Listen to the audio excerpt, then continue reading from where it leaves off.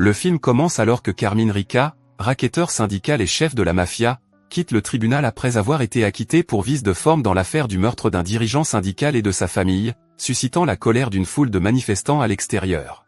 Carmine, son avocat Weinstein, un garde du corps et son chauffeur James Gino Cantina conduisent une limousine vers le sud, en direction de Potrero Hill. Le policier à moto que nous avons vu plus tôt s'approche de la voiture et fait signe au chauffeur de se garer. Celui-ci s'engage dans une rue secondaire à la prochaine sortie et s'arrête. Le policier s'approche de la voiture et demande au conducteur son permis de conduire, en lui disant qu'il a franchi illégalement une double ligne blanche. Sur l'insistance de l'avocat de Carmine, le conducteur remet son permis à contre-séure. Le policier retourne à sa moto, sans doute pour noter les informations dans son carnet de contravention. Il revient et demande au conducteur son carnet d'immatriculation.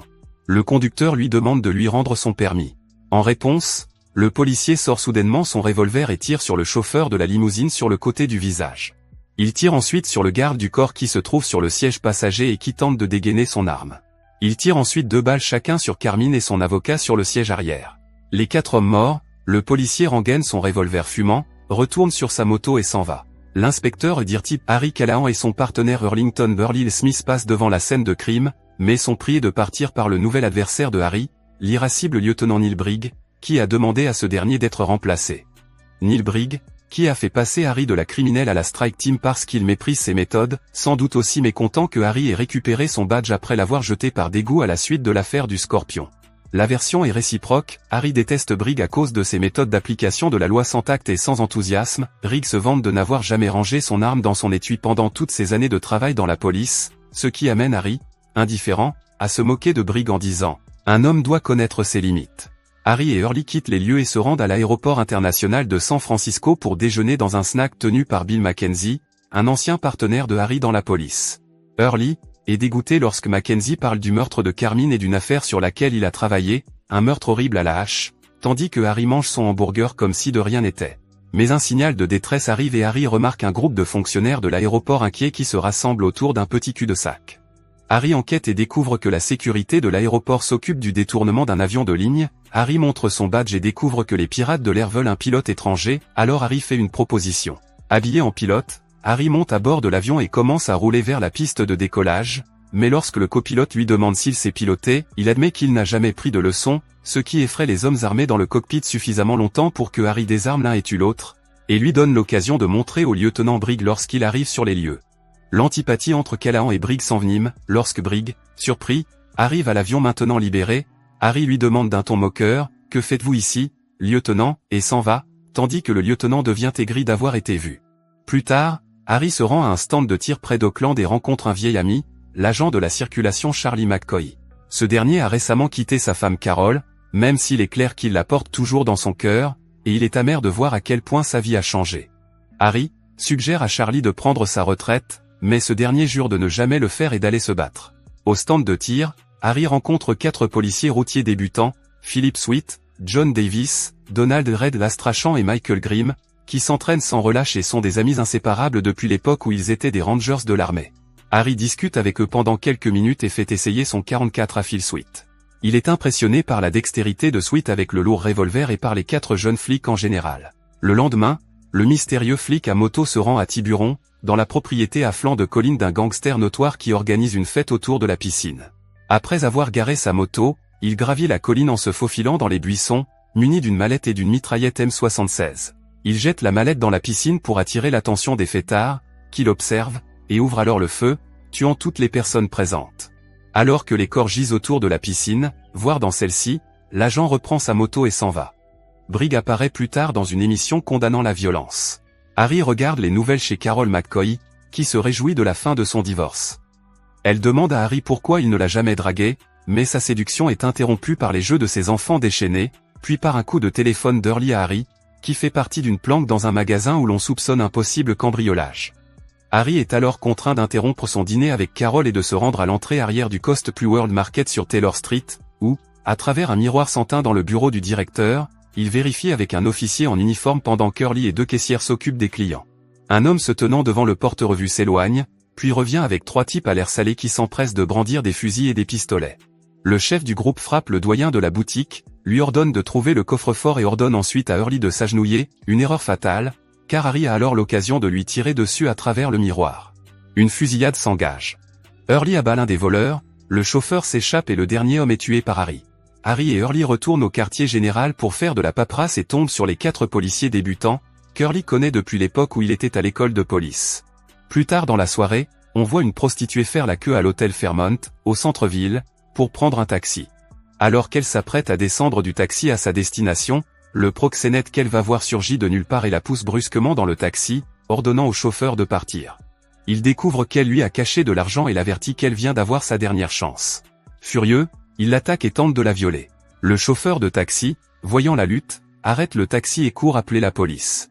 À l'intérieur du taxi, le proxénète verse une bouteille entière de produit de vidange dans la bouche de la jeune fille. Alors que la fille se tortille et convulse, le proxénète emporte avec lui le chapeau et la bouteille vidée, et nous voyons le bras de la prostituée se détacher, mou et mort. Quelque temps plus tard, le proxénète traverse le Golden Gate Bridge lorsque le policier à moto le rattrape et lui fait signe de se garer. Le proxénète prend la première sortie, tourne à gauche dans le métro et s'arrête sur la voie de service sous l'approche nord du pont. Par précaution, le proxénète cache un revolver sous son entrejambe, entre les jambes de son pantalon. Le policier à moto descend de sa moto et s'approche de la voiture, prétendant avoir surpris le proxénète en excès de vitesse. Il demande au proxénète son permis de conduire et sa carte grise. Le proxénète sort son portefeuille, l'ouvre pour montrer son permis de conduire et une liasse de billets de $100. Il ne remarque pas que le policier brandit lentement son revolver.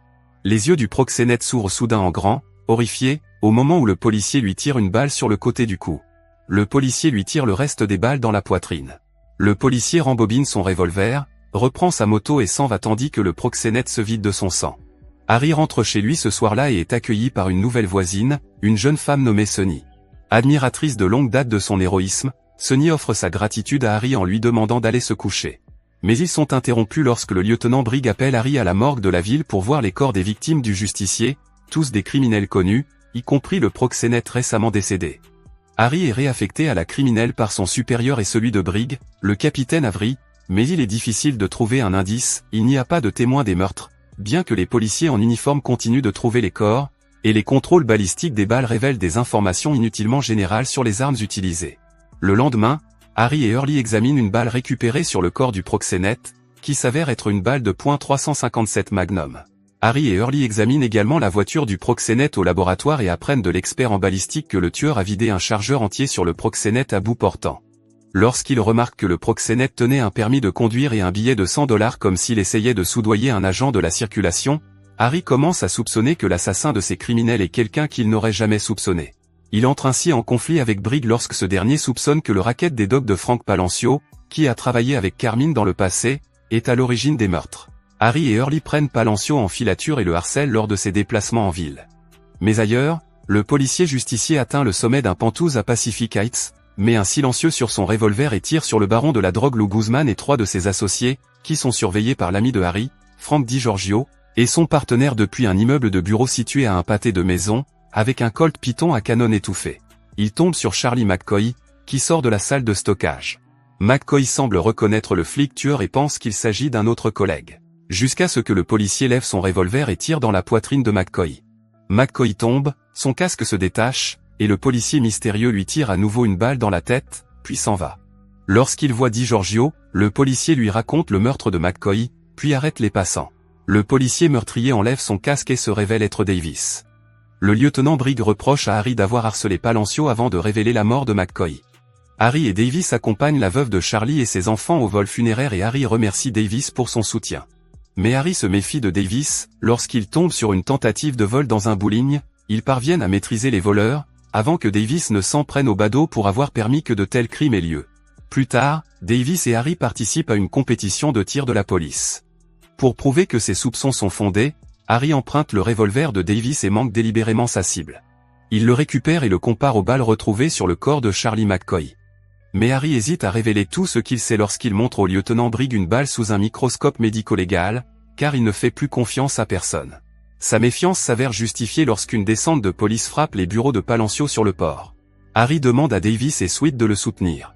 Palancio et ses hommes sont en train de déjeuner au bureau lorsqu'ils reçoivent un appel anonyme d'un inconnu les avertissant que dans 2 minutes, ils seront attaqués par des hommes de main déguisés en policiers. Lorsque Sweet frappe à la porte, Palancio le frappe de derrière la porte avec un fusil de chasse et une fusillade sans suite. Harry élimine un voyou armé d'une mitraillette avant l'arrivée des renforts. Après l'arrivée des renforts, Davis parvient à éliminer seuls 2 voyous dans le bureau principal. Alors que Palancio tente de s'échapper, Harry s'accroche au capot de sa voiture, distrayant Palancio, qui meurt lorsqu'il prend un mauvais virage et est empalé par une grue. Lorsque Briggs et le capitaine Avery tentent de rendre Harry responsable de la débâcle, ce dernier réplique en soulignant que les hommes de Palancio ont tiré les premiers, indiquant ainsi qu'ils avaient été prévenus. Briggs refuse de le croire, jure de ruiner la carrière de Callahan et demande à Harry de lui remettre la balle montrée plus tôt. Mais la balle est fausse, car Harry possède toujours celle trouvée plus tôt. Il révèle alors tout à Hurley Smith et lui remet la balle pour qu'il la donne à Briggs s'il arrivait quelque chose à Harry. Harry, cependant, est confronté aux 3 flics vigilants survivants dans le garage de son appartement, qui lui proposent de rejoindre leur organisation pour tuer des criminels. Harry répond « Je crains que vous ne m'ayez mal jugé ». Les 3 policiers s'en vont. Harry découvre et désamorce une bombe dans sa boîte aux lettres, apparemment laissée par les justiciers au cas où ils refuseraient leur offre, mais une seconde bombe tue Hurley. Briggs arrive et demande à Callahan de se rendre au siège de la police avec la bombe. Mais dans la voiture, Briggs sort son revolver Smith & Wesson modèle 19 Snub-Nose.357 Magnum et force l'inspecteur à se désarmer. Briggs se présente comme le chef de l'escadron de la mort, cite les traditions de la justice des frontières et des exécutions sommaires, et dit « Vous êtes un bon flic, Harry, mais vous préférez rester dans le système. » Callahan répond « Je déteste ce fichu système. Mais jusqu'à ce que quelqu'un vienne avec des changements qui ont du sens, je m'y conformerai. » Briggs ordonne à Harry de descendre à la prochaine sortie et lorsqu'Harry regarde dans le rétroviseur, il voit Grimm qui les suit. Harry comprend immédiatement qu'il a été piégé. Harry maîtrise Briggs et l'assomme, puis jette Briggs hors de la voiture sur un chantier naval. Il tue ensuite Grimm, qui le poursuit et le heurte de plein fouet avec sa voiture. Il court sur un vieux porte-avions alors que les 2 autres justiciers arrivent. Harry, désarmé, échappe à ses poursuivants et bat Astrachan à mort dans l'un des couloirs du navire abandonné, puis prend sa moto avec Davis à sa poursuite. Après une série de sauts audacieux sur le porte-avions, les 2 motards manquent de place sur le pont, Harry parvient à s'arrêter, mais Davis n'y parvient pas à temps et tombe directement du pont du porte-avions dans l'eau, où il se noie. Harry regarde le corps de Davis flottant dans l'eau et dit avec mépris, « Briggs avait raison. Vous n'avez pas assez d'expérience. » Alors que Harry regagne péniblement sa voiture endommagée, Briggs réapparaît, le canon court de son .38 pointé sur Harry. Le lieutenant malhonnête menace l'inspecteur et menace de poursuivre Harry pour avoir tué des collègues policiers. Harry active furtivement le minuteur de la bombe postale alors que Briggs monte dans sa voiture et démarre. La bombe explose avant que Briggs n'ait parcouru 30 mètres, tuant le lieutenant corrompu. La dernière scène du film est un gros plan du visage de Harry, qui prononce une fois de plus le célèbre slogan du film « Un homme doit connaître ses limites » avant de partir. Merci d'avoir regardé. Si vous avez aimé la vidéo et que vous souhaitez aider la chaîne à grandir, laissez un like, un commentaire et abonnez-vous.